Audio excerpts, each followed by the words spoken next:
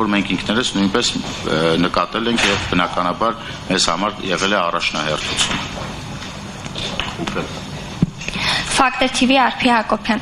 պարոն Փամփուխչյան, անցյալ տարի 2025-ին փոսային նորոգումներն իրականացրել է AAB պրոյեկտ ընկերությունը 2 միլիոն ներողություն $836,000 եւ ուշագրավն այն է, որ դուք պայմանագիր կնքել եք մի ընկերության հետ, որի թույլ տված խախտումների համար, նախկինում արված խախտումների համար քրեական գործ էր հարուցվել եւ հիմա Երևանի քաղաքապետարանում չգիտեն թե ինչպես պետք է պարզեն, արդյոք այդ ընկերության արած փոստանորոգման աշխատանքները որակով են թե անորակ, խնդրում եմ ասեք, ցանկություն չունեք պարզելու, թե պարզապես մեխանիզմներ չկան պարզելու համար եւ ինչու այդ ընկերությունը, այս 5 ընկերությունները, որոնք ներկայում իրականացնում են փոստանորոգման աշխատանքներ, չկա այդ ընկերությունը այդ 5 ընկերությունների ցանկում։ Եվ խնդրում եմ ասեք, ինչու եք տենդերները հայտարարում բիտումային էմուլսիայով, ոչ թե հենց բիտումով, որ ավելի որակով լինեն։ Շնորհակալ եմ։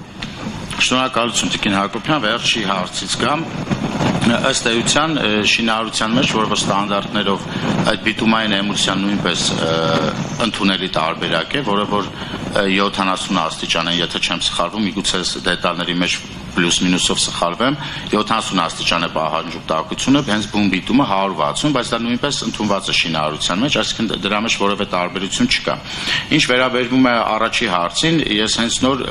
մեկ փաստ արձանագրեցի, չգիտեմ դուք այստեղ եք լսեցիք թե ոչ, հենց խոսքը վերաբերվում էր այդ ընկերության կողմից իրականացնող կամ իր հետ փոխկապակցված, լավ այսպես ասեմ, փոխկապակցված ընկերության հետ էր կապված խնդիրը, դա Վարդանանց փողոցը, որը որ ես նշեցի, մենք նկատել ենք այդ խնդիրը եւ շատ մոտ օրերս այդ խնդիրը պետք է ստանա պատշաճ լուծում, այսինքն առանց բիտումի իրականացված աշխատանքը կքանդվի ամբողջությամբ այդ փոսալցումը, իդեպ որ տեսնեք, իմացեք, որ դա է պատճառը, այսինքն այն ասֆալտը, որը որ ներկապային իրականացվել է, դա չի համապատասխանում մեր ստանդարտներին։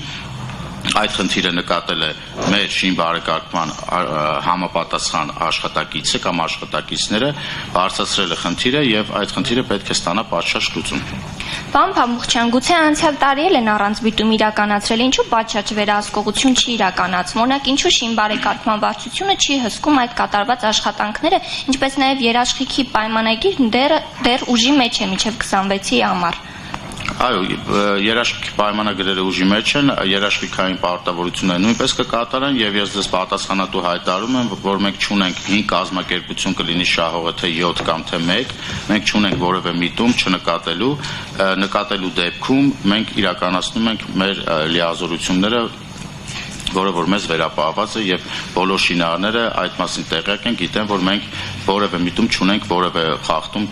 տեսնել կամ չտեսնելու հետ կապված։ Մենք բոլոր խախտումները ցանկանում ենք տեսնել, այդ թվում ձեր միջոցով։ Շնորհակալություն։ Իսկ այդ 5 ընկերությունների համար ընկերություններին գումար վճարվում է, որովհետեւ երաշխիքի պայմանագիրը ենթադրում է, որ անվճար պետք է շտկեն իրենց աշխատանքները։ Բնականաբար գումար չի վճարվում, ես ինչպես նշեցի, եթե երաշխիքի մեջ է, մենք ունենք բազմաթիվ դեպքեր, մենք ունենք նաեւ դեպքեր նախորդ տարվա հետ կապված, որ